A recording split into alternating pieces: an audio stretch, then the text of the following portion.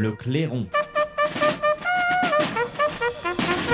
Et nous retrouvons Thibaut Gibelin. Je précise le nom de vos livres que je n'ai pas donné tout à l'heure. Pourquoi Viktor Orban joue et gagne aux éditions Fauve, ou encore Comprendre la stratégie hongroise que vous avez préfacé, un livre de Balázs Orbán aux éditions La Nouvelle Librairie, collection Iliade. Alors, beaucoup de choses à voir ensemble, mais d'abord, ce séisme électoral en Roumanie, puisque le Premier ministre social-démocrate, tant attendu, Marcel Ciolacu, a été éliminé de la course à la présidentielle après le scrutin du 24 novembre dernier. Et puis, c'est un autre homme qui a créé la surprise pour on va dire, les médias mainstream. Il s'agit de, alors vous allez me dire si je prononce bien, Călin Georgescu, 62 ans, qui est arrivé en tête du premier tour avec 23% des suffrages. Alors, qui est-il? D'après le Figaro, si on lit les titres du Figaro, par exemple, pro-russe, complotiste et écologiste, venu de nulle part avec sa campagne conduite via TikTok. Voilà, j'aime bien les présentations du Figaro. Alors, qui est-il vraiment? Avant de vous donner la parole, peut-être on va écouter un extrait d'une interview qu'il a donnée en 2023, Călin Georgescu. The problem is that the UN agenda is the same with Davos agenda. Mm-hmm. For this reason, the world oligarchic system, they have the power on Europe because they control all the people like Bundeskanzler or president or prime minister or whatever there are. So for this reason, sorry to interrupt you, the situation with Donald Trump was a big shock. They didn't expect that to happen. That was an accident, I suppose. Absolutely an accident. Not part of their game plan. It was the first time of the oligarchy system was happened an accident. Mm-hmm. Because normally it have to be Hillary Clinton. Yeah. Not Donald Trump. Yeah. And the process which we are dealing now with this pandemic and all these liars. Je vais faire une traduction. L'agenda des unions de l'UN, c'est quoi? C'est l'union... Les Nations Unies. Des Nations Unies, voilà, c'est ce que je cherchais, merci. Et le même que celui de Davos, il contrôle toutes les populations et les élites. D'ailleurs, l'arrivée de Donald Trump était un accident pour eux. Ça aurait dû être Hillary Clinton. L'oligarchie souhaitait Hillary Clinton. Voilà, bon, on voit un peu les idées que porte ici ce candidat à la présidentielle. Et on comprend qu'il déplaise, on va dire, aux médias de grand chemin et puis aux élites, justement, occidentales. Alors, est-ce que vous pouvez nous en dire un petit peu plus, Thibaut Gibelin? Oui, c'est en fait une réadaptation des résultats politiques, des forces politiques, avec la sensibilité politique des Roumains. C'est-à-dire qu'on avait un jeu de théâtre d'ombre comme ça, avec des politiciens un peu fantoches, qui sont un peu tous les émanations du même politiquement correct, et qui ne rechignent pas devant l'agenda LGBT de la commission von der Leyen, et qui jouent le jeu d'être vraiment pour les Roumains en première ligne de l'OTAN, l'extension de l'OTAN, puisque la frontière ukrainienne du côté d'Odessa, évidemment toute proche de la Roumanie. Oui. Face à cette espèce d'emballement, les Roumains, semble-t-il, ne réagissent pas. Et puis là, on est sur, en effet, une surprise complète. C'était quelqu'un qui était donné, qui n'était même pas invité sur les plateaux télé pour les débats qui réunissaient la demi-douzaine de principaux protagonistes. Il était à 8% des suffrages dans les sondages. Ouais, et juste avant les élections, parce que 3 semaines avant, c'était encore 2 ou 3%. Donc là, on a un phénomène météorique, et on a une très mauvaise surprise pour le camp de l'OTAN et le camp de la guerre à outrance, parce qu'on est donc sur un président élu au suffrage universel direct, et c'est un petit peu sur un schéma français. Le président a un rôle très important pour la politique étrangère et pour la politique de défense. Donc on est sur en plus un moment où tout est très fébrile à l'ouest, et on ne sait pas du tout comment gérer le cas roumain, alors qu'on en est dans les déclarations un petit peu, pour le coup, très TikTok aussi de nos dirigeants, qu'il faudrait peut-être envoyer du personnel militaire pour faire front, pour faire peur à Poutine en vue de négociations, si jamais les États-Unis viennent à se retirer. Voilà, donc on est sur un vrai coup de tonnerre dans le ciel politique de l'Europe de l'Est. Ouais, c'est vrai que c'est très très intéressant. Alors, beaucoup de choses à dire sur ce phénomène, on va dire, mais d'abord, son arrivée via TikTok, on voit comme un parallèle évidemment avec l'élection de Donald Trump, qui, pareil, n'avait pas été ressenti, on va dire, par l'élite démocrate et par les médias, et qui en fait a fait une campagne notamment sur les réseaux sociaux, sur les podcasts, et c'est ça qui a fonctionné. Donc on voit ici finalement c'est la même chose. À chaque fois il y a une forme de surprise de la force des réseaux sociaux sur la force de frappe, on va dire, sur les élections, les différentes élections présidentielles. Oui, on a une perte de contrôle vraiment de la démocratie formelle comme processus de mystification. Ça devrait fonctionner. Et c'est vrai que les 2 élections successives d'Emmanuel Macron ont montré qu'en France, la machine était encore solide. Mais on a eu il y a quelques semaines les élections en Géorgie, où la Géorgie était promise à être simplement un lieu de subversion, peut-être même l'ouverture d'un front militaire pour essayer de distraire la Russie de l'Ukraine, etc. Et avec un mépris total pour la vie des Géorgiens.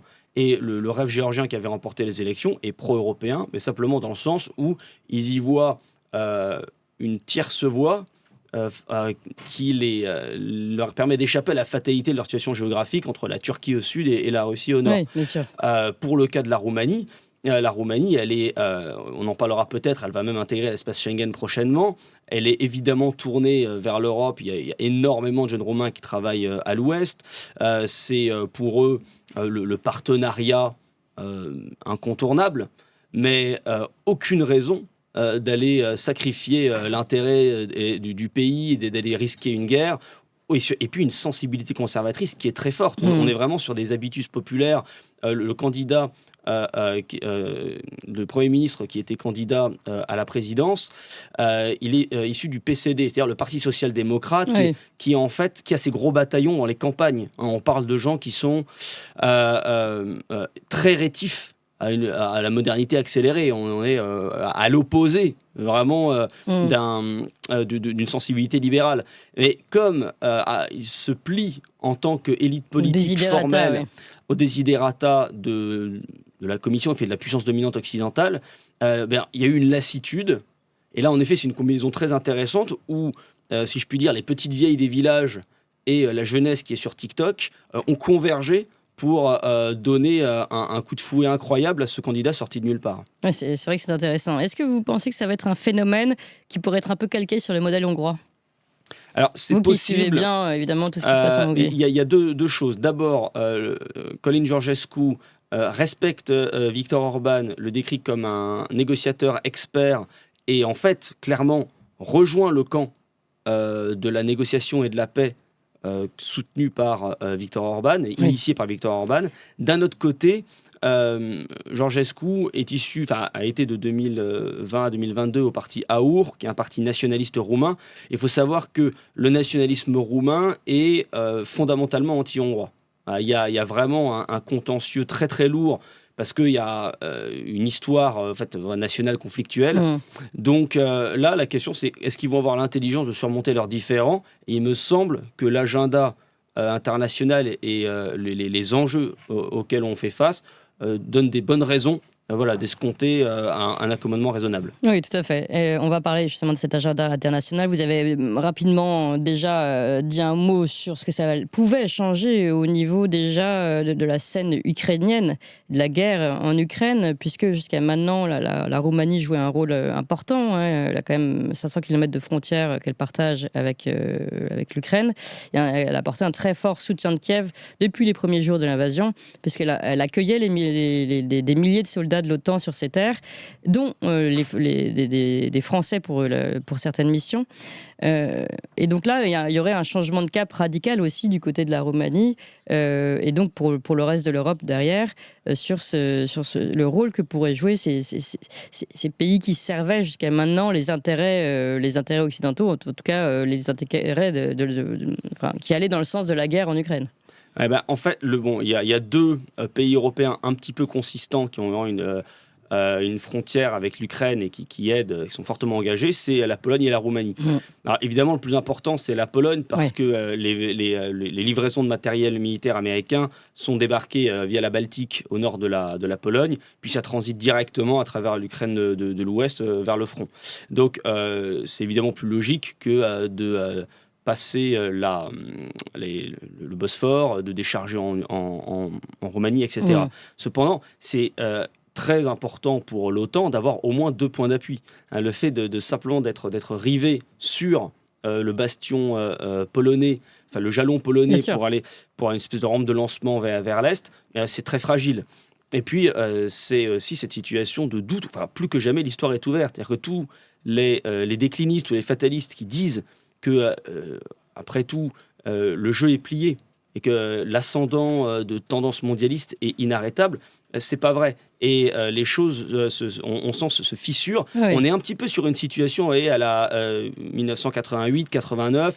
On sent que le bloc de l'Est est travaillé par des tensions, qu'il y a un pourrissement général. On ne sait pas du tout si le mur de Berlin tombera un jour. Et quand ça arrive, tout le monde, rétrospectivement, explique qu'il y avait toutes les raisons de le croire. Aujourd'hui, on est sur un schéma de...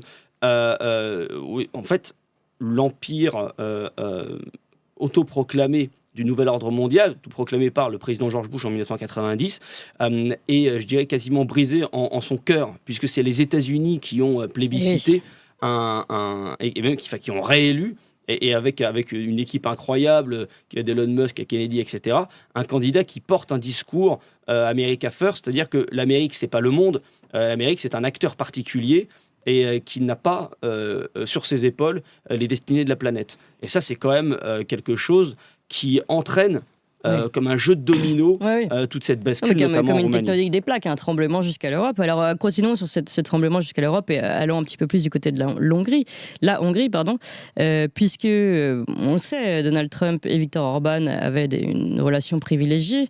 Cette élection de Donald Trump donner encore une place encore plus importante à Viktor Orban au sein de l'Europe, pour cette Europe, justement, vous l'avez dit, différente, peut-être plus conservatrice, plus nationaliste.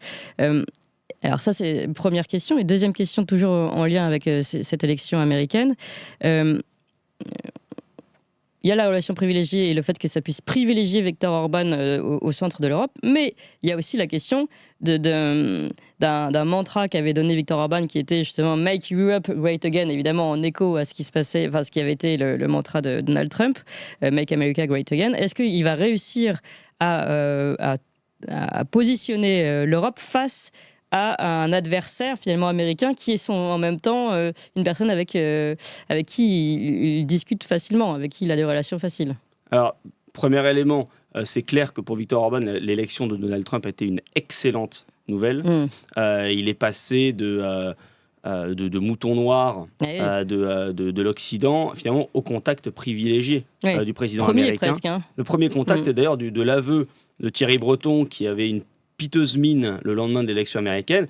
Il disait que Donald Trump le dit tel quel. Moi, mon numéro de téléphone pour parler à l'Europe, c'est la Hongrie. Et pourquoi ? En fait, parce que... Quelle revanche, hein, quand même. Comme le disait, en fait, Călin Georgescu, les Nations Unies et Davos, c'est la même chose. Et en fait, les chancelleries européennes qui sont toutes inféodées aux tendances de l'État profond américain, ne peuvent pas apporter à Donald Trump un son de cloche différent pour parler relations transatlantiques. Donc le seul qui échappe et qui fait qu'il y a une espèce de colonne vertébrale et qui a un pouvoir stable appuyé sur un parti politique bien établi en Hongrie, c'est Viktor Orban. Ensuite, sur la question de la convergence des oppositions entre l'Amérique et l'Europe, c'est évident que Donald Trump n'est pas l'ami de l'Europe. Il veut rendre à l'Amérique sa grandeur.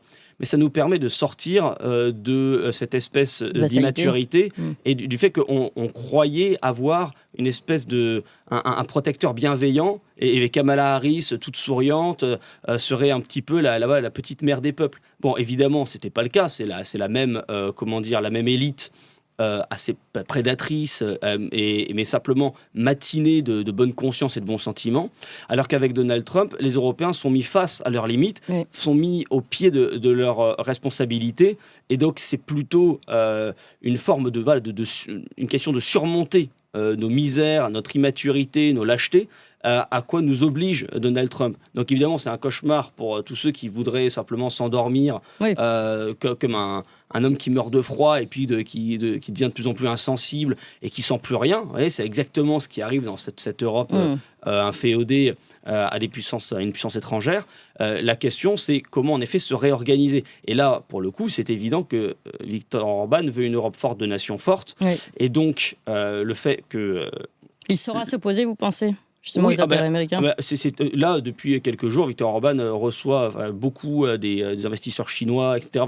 Il y avait un forum eurasiatique organisé à Budapest il y a quelques jours, et Viktor Orban a encore asséné que la Hongrie a des partenariats dans tous les sens, et que elle n'est pas contente de voir l'élection de Donald Trump pour devenir un subordonné complaisant. Pas du tout. L'idée, c'est vous défendez souverainement votre intérêt national, on va défendre souverainement le nôtre.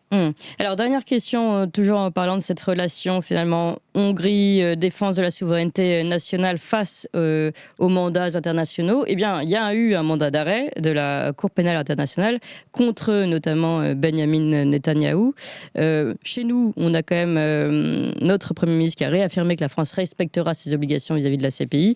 D'ailleurs, on peut passer rapidement l'extrait de Michel Barnier, c'était hier.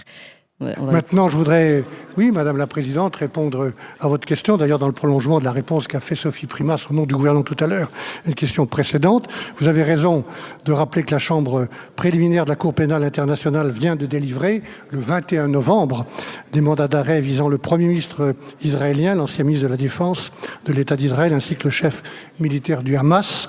Cette Cour opère, je le répète, une deuxième fois de manière indépendante, à une indépendance à laquelle nous sommes, République française, très attachés. Nous n'avons donc pas à commenter ces décisions, ni pour soutenir, ni pour condamner. Je veux simplement redire, puisque je l'ai déjà dit devant votre Assemblée, que dans ce domaine comme dans d'autres, la France appliquera rigoureusement, comme elle l'a toujours fait, les obligations qui lui incombent au titre du droit international. Voilà, la France appliquera les obligations qui lui incombent au titre du droit international. Donc la France se plie à la CPI. Ce n'est pas ce qu'a dit la Hongrie. Oui, alors il faut bien essayer de comprendre la logique politique qu'il y a derrière. De la même manière que Viktor Orban et Donald Trump ne sont pas amis, même si je pense qu'il y a quand même un respect mutuel, mais il n'y a pas de convergence d'intérêts nécessairement, surtout pas sur tous les domaines. De la même manière, qu'est-ce que ça veut dire ce pas de côté, et même le fait que Viktor Orban a mis à théâtraliser ça en disant voilà, moi j'accueillerai Benjamin Netanyahou, je l'invite à venir à Budapest et il n'aura pas de souci à se faire. Ça veut dire, à mon sens, c'est que Viktor Orban ne se place pas dans une position de fan club, mais dans une position de protagoniste politique. L'idée, c'est je veux défendre la marge de manœuvre, l'autonomie du politique. Face au CPI, face à la CPI, face à l'ordre international, finalement. Et l'ordre international, de quoi est-il le nom ? En fait, s'il y a une justice internationale, une Cour pénale internationale, c'est parce qu'il y a une espèce de conscience universelle, puis une espèce de cosmopolis dont elle serait l'émanation judiciaire. Et cette logique-là, elle a été mise en place après la Deuxième Guerre mondiale pour juger au nom de l'humanité les pays perdants. Et la logique qu'il y a là-dedans, et si la CPI est à la haie, c'est pas parce que l'Europe domine le monde, c'est parce que la Cour est au plus près des justiciables européens. Il s'agissait évidemment de mater toute nation qui voudrait faire l'histoire sans l'aval du sens de l'histoire autorisé par l'Empire américain. Puisque, évidemment, cette justice internationale, elle est l'émanation judiciaire en fait de la grande puissance qui l'a décidé et qui l'a instituée. Et donc dans ce sens-là, Viktor Orban, lui, il voit que il y a une espèce de pression montante et puis que ce millefeuille des relations internationales s'est complexifié Et même, alors du coup, il est devenu très dysfonctionnel puisque Israël n'aurait jamais dû, dans les plans initiaux, perdre un totem d'immunité comme celui-là. Oui, c'est ça. Mais qu'à cela ne tienne, le principe de cette justice à laquelle on est soumis au titre de cette espèce de mystique universaliste, c'est quelque chose dont se méfie beaucoup en fait la Hongrie. Oui. Et donc elle préfère défendre cet autre principe. Les nations sont souveraines, Oui. l'autonomie du politique doit être étendue par tous les moyens. Parce qu'on a déjà bien assez d'entraves qui nous empêchent de faire ce qu'on veut. C'est très clair. En fait, comme il s'opposait déjà avant à une logique de justice internationale biaisée en plus et tournée vers l'Occident, il s'y oppose encore une fois aujourd'hui. Vous l'avez dit, il l'a un peu théâtralisé, mais une façon de réaffirmer ses principes finalement. Ce qu'a fait d'ailleurs Michel Barnier dans l'autre sens, en disant nous on est cohérents. D'autres ne voyaient pas le problème de la CPI quand c'était des mandats d'arrêt contre Vladimir Poutine par exemple, et en voient aujourd'hui un problème. Donc là, c'est moins cohérent en effet. Et tant qu'à faire, autant être cohérent sur ses principes politiques, ce qui n'est pas le cas de tous les pays. Merci beaucoup pour tous ces éclairages. Thibaut Giplin, je rappelle que vous êtes enseignant au Matthias Corvinus Collegium de Budapest et auteur de Pourquoi Viktor Orban joue et gagne. Il gagne plus que jamais en ce moment, mais à suivre en tout cas aux éditions Fauve.